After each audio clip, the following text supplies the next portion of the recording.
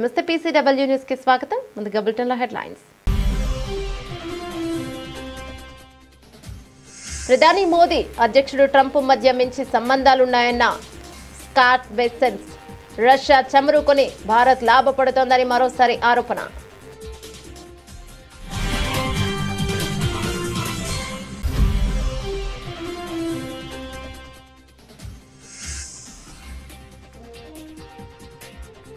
నాలుగేళ్లకు మించి ఉండకుండా కట్టడి చేయనున్న ట్రంప్. విద్యార్థుల వీసాలో కీలక మార్పులకు ప్రయత్నాలు.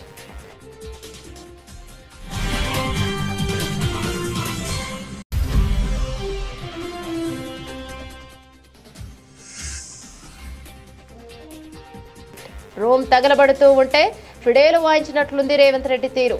మండిపడ్డ మాజీ మంత్రి ఎమ్మెల్యే హరీష్ రావు.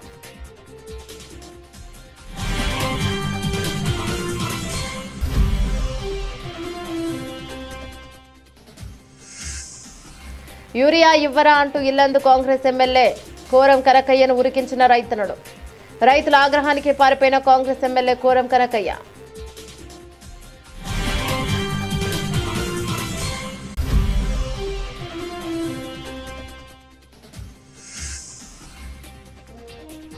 పార్టీ శ్రేణులతో 3 రోజుల పాటు మమేకం కానున్న జనసేన అధినేత పవన్ కళ్యాణ్. పార్టీ ఆవిర్భావం నుంచి నియోజకవర్గంలో పనిచేసిన నేతలతో ముఖాముఖి.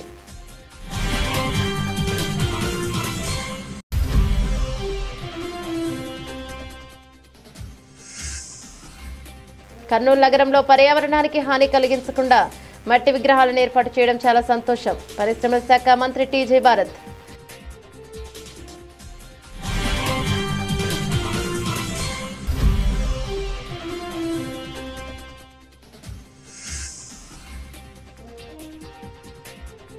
దొంగ ఓట్లతో గెలవలేదని నిరూపించుకోండి. బండి సంజయ్కు మంత్రి పొన్నం సవాల్.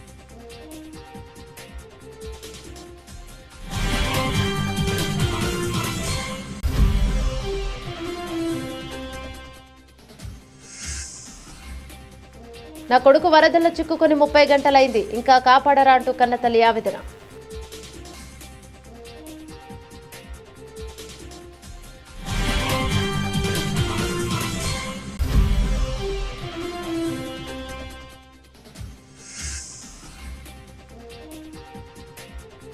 బంగాళాఖాతంలో అల్పపీడనం కారణంగా ఏపీలో విస్తారంగా వర్షాలు. పరిస్థితిపై హోంమంత్రి అనిత సమీక్ష.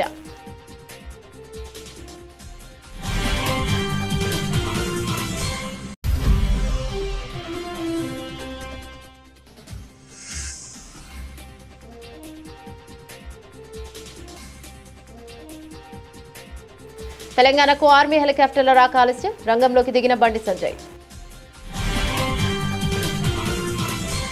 డీటెయిల్స్ చూస్తే భారత్తో వాణిజ్య ఒప్పందం కుదరడంపై అమెరికా ఒకవైపు ఆశాభావాన్ని వ్యక్తం చేస్తూనే మరోవైపు చర్చల విషయంలో భారత్ తీరుపై అసహనాన్ని ప్రదర్శించింది. ఇరు దేశాల మధ్య ఒప్పందం చివరికి ఖరారవుతుందని US treasury secretary Scott Bessent ధీమాను వ్యక్తం చేశారు. అయితే చర్చల ప్రక్రియలో భారత్ తమను ఆడిస్తోందని ఆయన ఆరోపించారు. ఫాక్స్ న్యూస్ కు ఇచ్చిన ఒక ఇంటర్వ్యూలో స్కాట్ బెసెంట్ మాట్లాడుతూ అమెరికా అధ్యక్షుడు డొనాల్డ్ ట్రంప్ భారత ప్రధాని నరేంద్ర మోదీ మధ్య చాలా మంచి వ్యక్తిగత సంబంధాలు ఉన్నాయని పేర్కొన్నారు. ప్రపంచంలోనే అతిపెద్ద ప్రజాస్వామ్యం భారత్ అయితే అతిపెద్ద ఆర్థిక వ్యవస్థ అమెరికా. చివరికి మేమిద్దరం ఏకతాటిపైకి వస్తామని నేను భావిస్తున్నానని ఆయన అన్నారు. అయితే చర్చల విషయంలో భారత్ అనుసరిస్తున్న వైఖరిని ఆయన తప్పుపట్టారు. ట్రంప్ రెండోసారి అధికారంలోకి వచ్చాక చాలా ముందుగానే భారత్ చర్చలకు వచ్చింది. మే జూన్ నెలలోనే ఒప్పందం కుదురుతుందని నేను ఆశించాను, కానీ ఇప్పటికీ ఒప్పందం లేదు. వారు చర్చల ప్రక్రియను సాగదీస్తున్నారని బెసెంట్ అసంతృప్తిని వ్యక్తం చేశారు. ఇదే సమయంలో ట్రంప్ ప్రభుత్వం భారత్ నుంచి దిగుమతులపై అదనంగా 25% సుంకాలను విధించింది.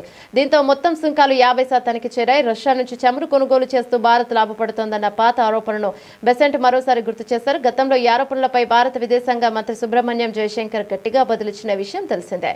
భారత్ నుంచి చమురు కొనడం మీకు సమస్య అయితే కొనకండి అని ఆయన గత వారం స్పష్టం చేశారు. ఇక బ్రిక్స్ దేశాలు రూపాయలలో వాణిజ్యం జరపడంపై అడిగిన ప్రశ్నకు బెసెంట్ నవ్విస్తారు. రూపాయి రిజర్వ్ కరెన్సీగా మారుతోందని నేను ఆందోళన చెందడం లేదు అని ఆయన కొట్టిపారేశారు.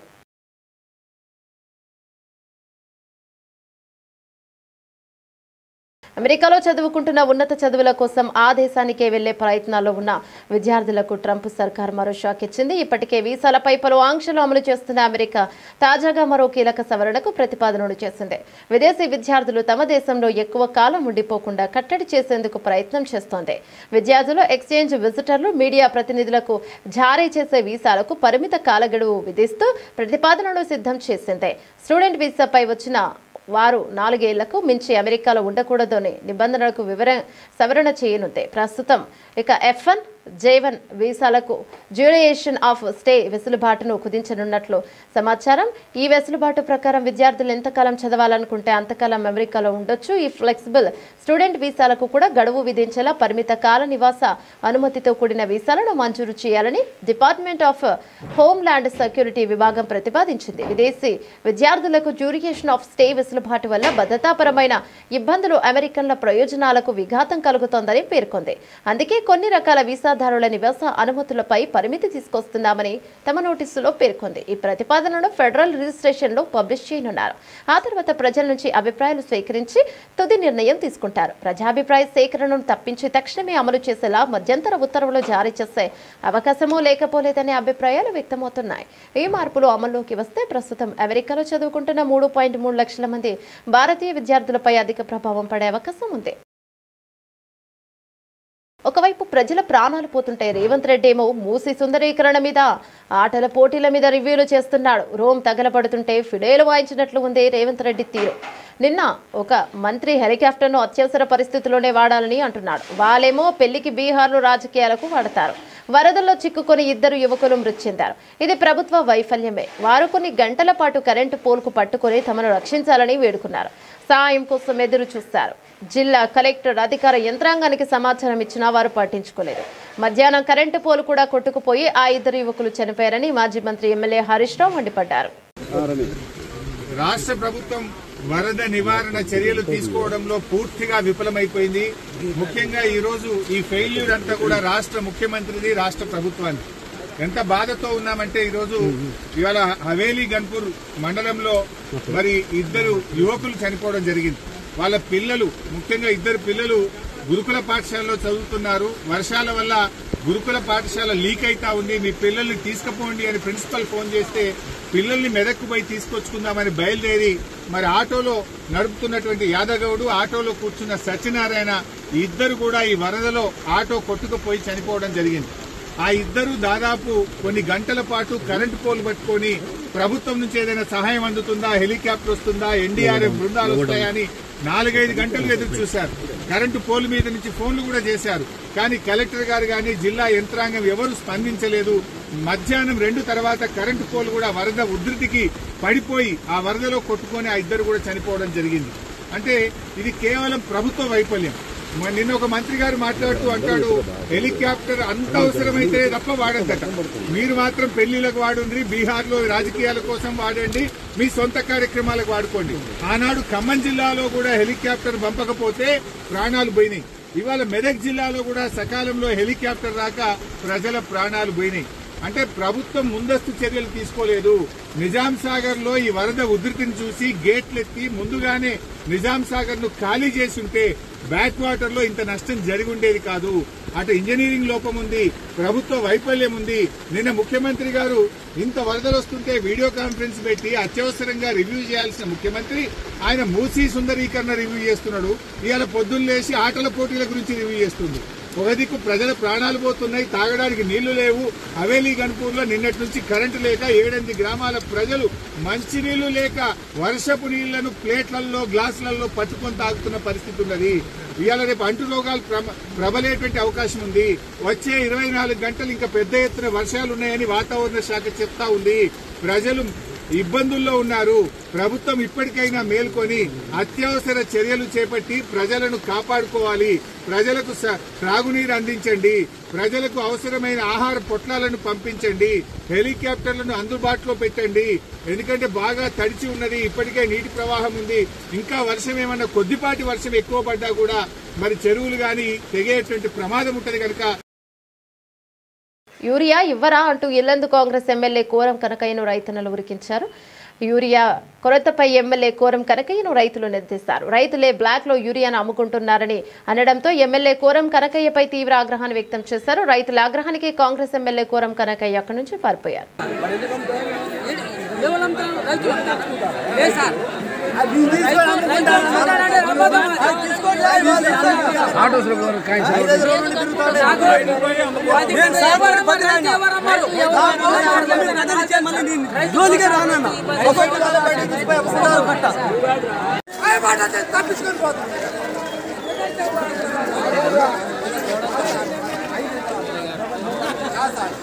మీరే ఎట్లా అంటే ఎట్లా సార్ ఆ మాటలు ఇవ్వండి సార్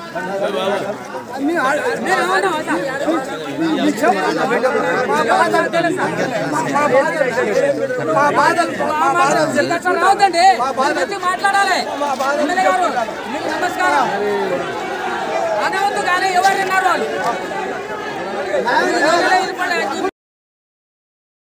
జనసేన పార్టీ పునరుత్తేజానికి శ్రీకారం చుట్టింది. పార్టీ కార్యకర్తలతో మమేకమవుతూ భవిష్యత్తు కార్యాచరణకు దిశానిర్దేశం చేయడానికి జనసేన అధినేత ఉప ముఖ్యమంత్రి పవన్ కళ్యాణ్ ప్రారంభించిన సేనాని సమావేశాలు ఈ రోజు నుంచి విశాఖపట్నంలో నిర్వహించనున్నారు. ఈ కార్యక్రమాలు 3 రోజుల పాటు కొనసాగనున్నాయి. 2 తెలుగు రాష్ట్రాల నుంచి నాయకులు కార్యకర్తలు భారీగా హాజరు కానున్నట్లు సమాచారం.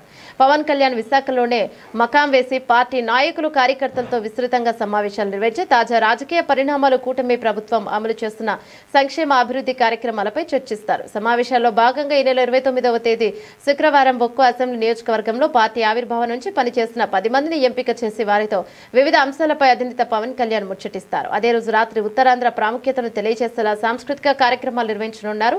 మున్సిపల్ స్టేడియంలో బీచ్ రోడ్డులోని వైఎంసీఏ హాల్ సమావేశాల నిర్వహణకు ఏర్పాట్లు చేశారు. అలాగే 30న ఇందిరాగాంధీ ప్రియదర్శిని స్టేడియంలో భారీ బహిరంగ సభ నిర్వహిస్తున్నట్లు పార్టీ శ్రేణులు తెలిపారు. ఆ రోజు సాయంత్రం 6 గంటలకు ఉప ముఖ్యమంత్రి పవన్ కళ్యాణ్ సభా ప్రాంగణానికి చేరుకుని ప్రసంగిస్తారు. జనసేన అధినేత ఉప ముఖ్యమంత్రి పవన్ కళ్యాణ్ చేపట్టిన ఈ సేనాని సమావేశాలు పార్టీ శ్రేణుల్లో నూతన ఉత్సాహాన్ని నింపుతున్నాయి. సభలో పార్టీ భవిష్యత్ లక్ష్యాల, కూటమి పాలనపైన సమీక్ష, కార్యాచరణపైన పవన్ స్పష్టత ఇవ్వనున్నట్లు సమాచారం. జనసేన కార్యకర్తలతో నేరుగా మాట్లాడే ప్రయత్నం చేయడం, వారికి ప్రోత్సాహం ఇవ్వడం ద్వారా పార్టీకి పునర్జీవనం లభిస్తోందని నాయకులు అభిప్రాయపడుతున్నారు. భవిష్యత్ రాజకీయాల కోసం వ్యూహాత్మక సమావేశాలుగా ఇవి ఉపయోగపడనున్నాయని వారు పేర్కొన్నారు. కర్నూలు నగరంలో పర్యావరణానికి హాని కలిగించకుండా మట్టి విగ్రహాలను ఏర్పాటు చేయడం చాలా సంతోషంగా ఉందని పరిశ్రమ శాఖ మంత్రి టీజీ భరత్ అన్నారు.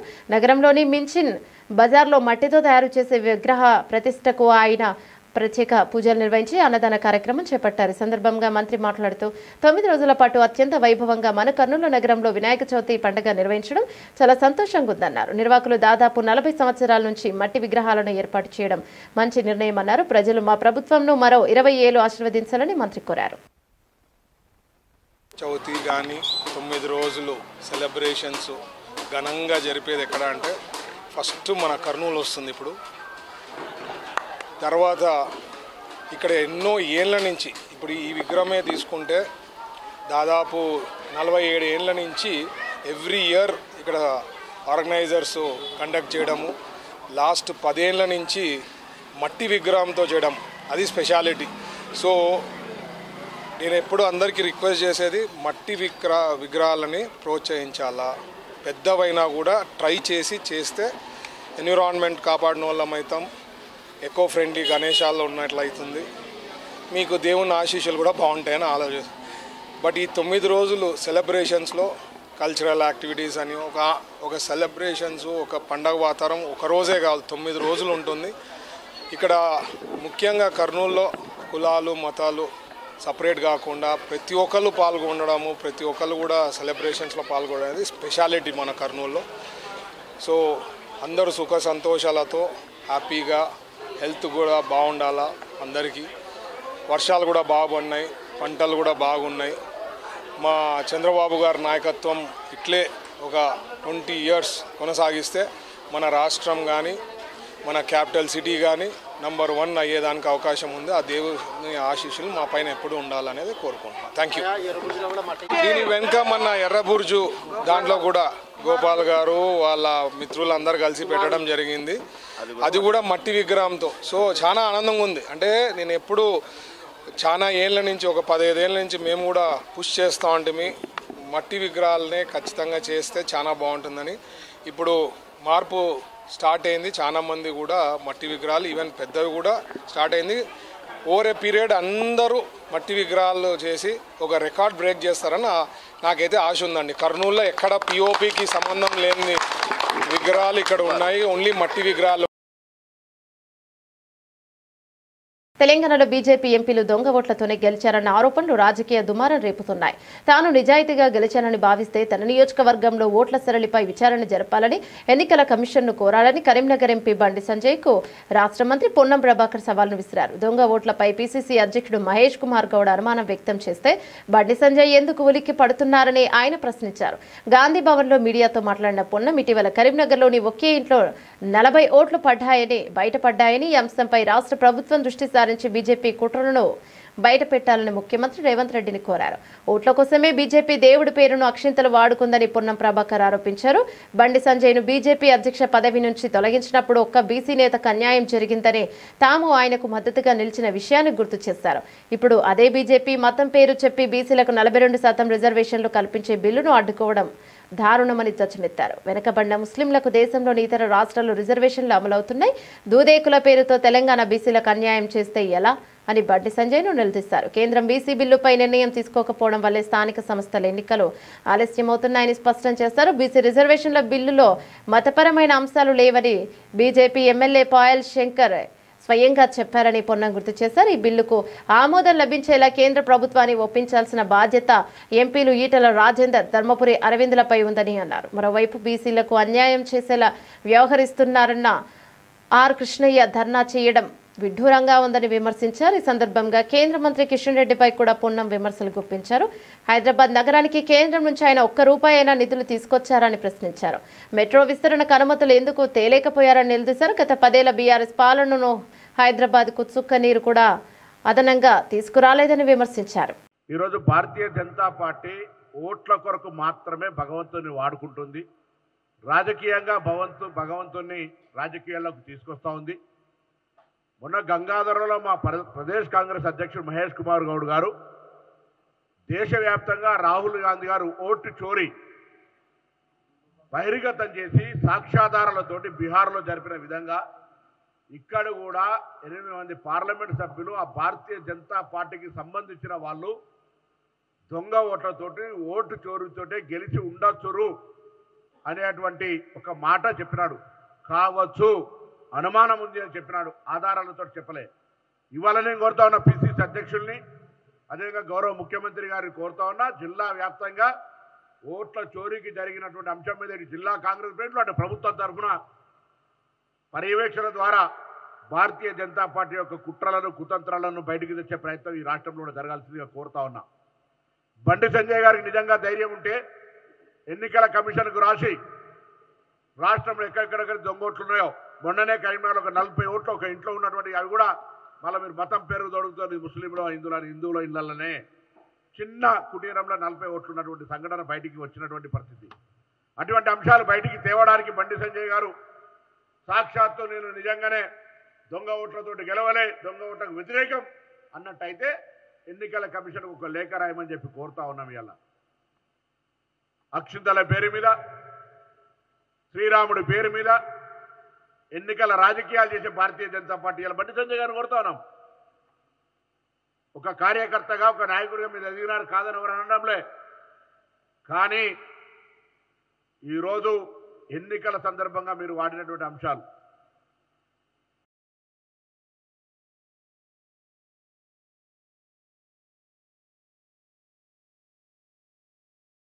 నా కొడుకు వరదలో చిక్కుకొని 30 గంటలైంది, ఇంకా కాపాడరా అంటూ కన్నతల్లి ఆవేదన.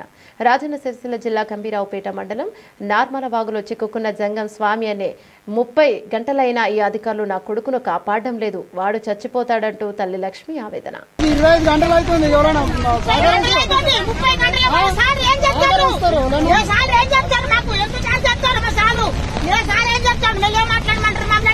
అందరు 30 గంటలు అవుతుంది. పిల్లలు రాగలవుతారు అవుతారు. మాకు ఎందుకు ఇవన్నీ ఎలక్షన్లు ఇవన్నీ అన్ని ఉన్నప్పుడు మాకు తీసుకొచ్చి మాకు చెప్పాలి. లేకపోతే మేమే ప్రాణాలు కూడా కొట్టుకుందామా? మేమే డబ్బులు తెచ్చి స్థాయి సత్తా మీద కూడా మీద తెప్పించుకొని తాగుతాం. మేము ఇక్కడ చచ్చిపోతాం. మరి సేవలు అయితే మరి ఒక ఇక్కడ అట్లా సేవలు అయింది. మరి మాకు ఎందుకు వాళ్ళు అయినాక ఎందుకు మేము ఆలోచన గంటల పోలే మేము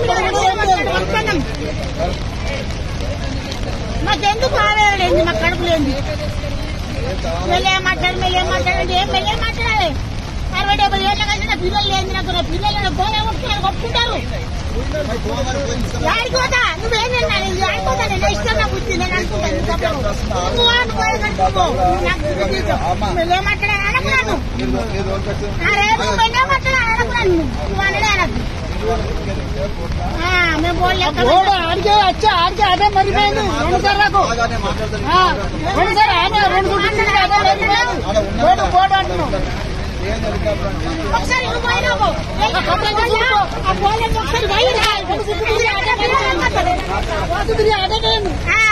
వైరా వాళ్ళు అంటారు. వాళ్ళ వైరా ఒకసారి నువ్వు పోయి వచ్చినాక నా పిల్లలు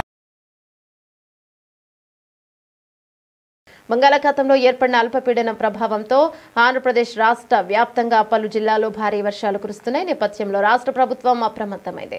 సహాయక చర్యలపై దృష్టి సారించిన మంత్రులు అధికార యంత్రాంగానికి కీలక ఆదేశాలు జారీ చేస్తున్నారు.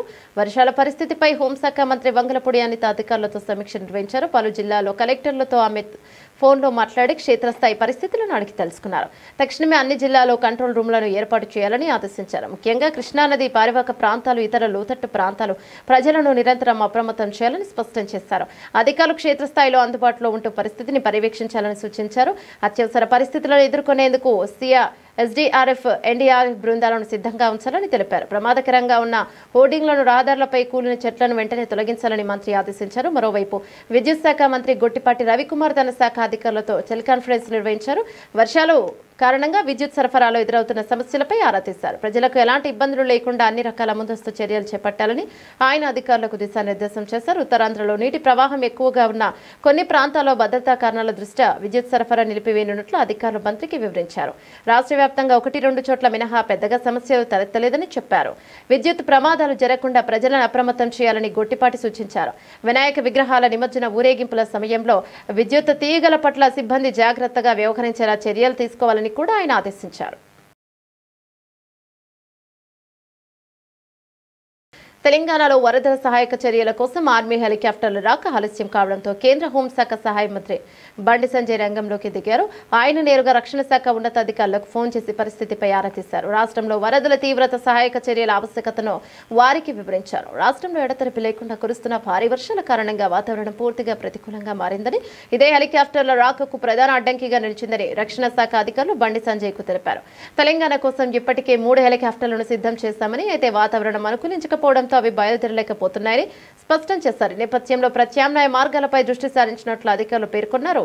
మహారాష్ట్రలోని నాందేడ్, కర్ణాటకలోని బీదర్ వైమానిక స్థావరాల నుంచి హెలికాప్టర్లను పంపేందుకు ప్రయత్నిస్తున్నామని వారు బండి సంజయ్ కు తెలియజేశారు. ఈ సందర్భంగా బండి సంజయ్ రాష్ట్రంలోని వరద తీవ్రతను అధికారుల దృష్టికి తీసుకువెళ్లారు. ముఖ్యంగా ఎస్ఆర్ఎస్పీ, మానేరు నదులు ఉప్పొంగి ప్రవహిస్తున్నాయని, అనేక ప్రాంతాలు జలదిగ్బంధంతో చిక్కుకున్నాయని వివరించారు. ముంపు బాధితులను సురక్షిత ప్రాంతాలకు తరలించేందుకు రాష్ట్ర ప్రభుత్వం చేస్తున్న ప్రయత్నాలకు సహాయపడడానికి ఎన్డీఆర్ఎఫ్ బృందాలు సిద్ధంగా ఉన్నాయని ఆయన తెలిపారు. పరిస్థితుల దృష్ట్యా వీలైనంత త్వరగా హెలికాప్టర్లను పంపేందుకు చర్యలు తీసుకోవాలని ఆయన అధికారులను కోరారు.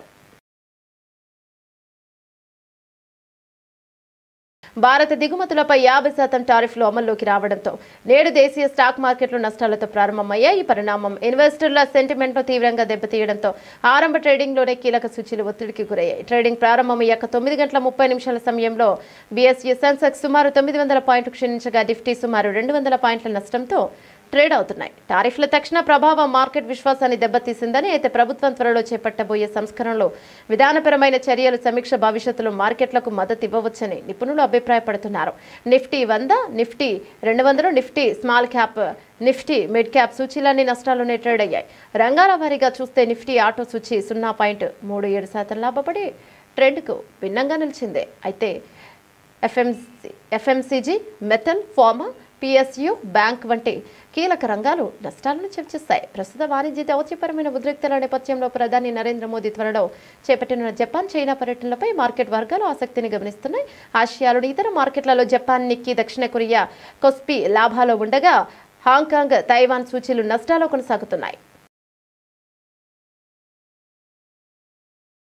బాలీవుడ్ సూపర్ స్టార్ సల్మాన్ ఖాన్ తన కుటుంబంతో కలిసి వినాయక చవితి వేడుకల్లో పాల్గొన్నారు. సల్మాన్ సోదరి అర్పితా ఖాన్ శర్మ ఇంట్లో ఈ పూజ జరగగా పూజ అనంతరం సల్మాన్ స్వయంగా గణపతికి హారతిచ్చాడు.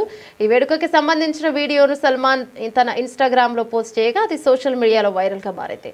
ఇక ఈ పూజ కార్యక్రమంలో సల్మాన్ తల్లి సల్మా ఖాన్, తండ్రి సలీం ఖాన్, సోదరుడు అర్ఫాజ్ ఖాన్, సోదరి అల్వీరా ఖాన్, ఆమె భర్త అతుల్ అగ్నిహోత్రి, అర్పితా ఖాన్, ఆమె భర్త ఆయుష్ శర్మ, పిల్లలు ఆహిత్, అయ్యత్ పాల్గొన్నారు.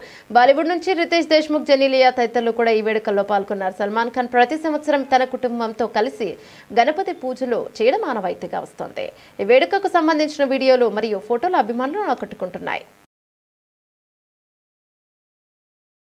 బులెటిన్ ముగించే ముందు హెడ్లైన్స్ మరోసారి. ప్రధాని మోదీ, అధ్యక్షుడు ట్రంప్ మధ్య మంచి సంబంధాలున్నాయన్న స్కాట్ బెసెన్స్. రష్యా చమురుకొని భారత్ లాభపడుతోందని మరోసారి ఆరోపణ.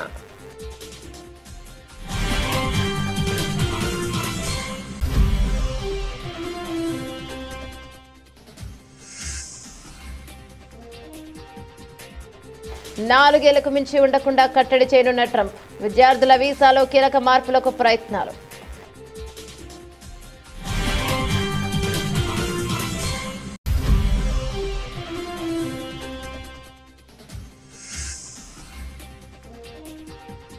రూమ్ తగలబడుతూ ఉంటే ఫిడేలు వాయించినట్లుంది రేవంత్ రెడ్డి తీరు.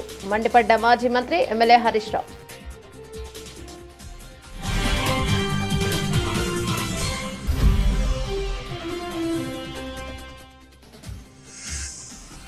యూరియా ఇవ్వరా అంటూ ఇల్లందు కాంగ్రెస్ ఎమ్మెల్యే కోరం కనకయ్యను ఉరికించిన రైతన్నడు. రైతుల ఆగ్రహానికి పారిపోయిన కాంగ్రెస్ ఎమ్మెల్యే కోరం కనకయ్య.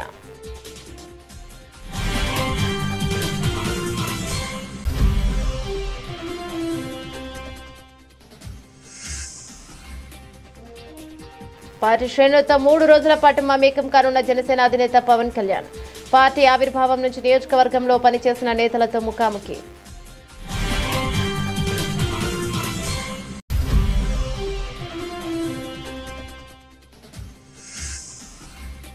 కర్నూలు నగరంలో పర్యావరణానికి హాని కలిగించకుండా మట్టి విగ్రహాలను ఏర్పాటు చేయడం చాలా సంతోషం. పరిశ్రమల శాఖ మంత్రి టీజే భారత్.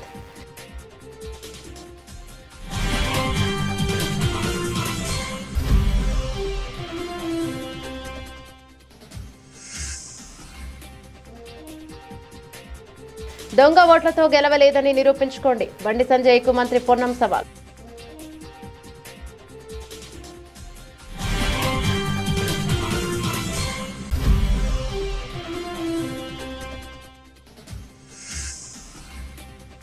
నా కొడుకు వరదల్లో చిక్కుకొని 30 గంటలైంది, ఇంకా కాపాడరా అంటూ కన్నతల్లి ఆవేదన.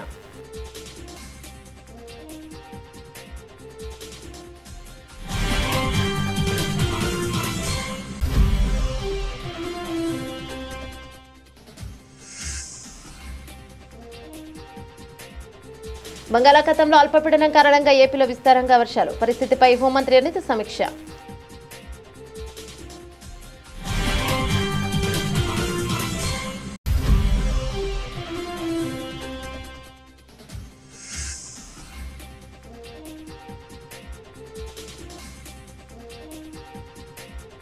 తెలంగాణకు ఆర్మీ హెలికాప్టర్ల రాక ఆలస్యం. రంగంలోకి దిగిన బండి సంజయ్. ఇవి బులెటిన్ డీటెయిల్స్. మరో బులెటిన్లో మళ్ళీ కలుద్దాం. అంతవరకు సెలవు. నమస్తే.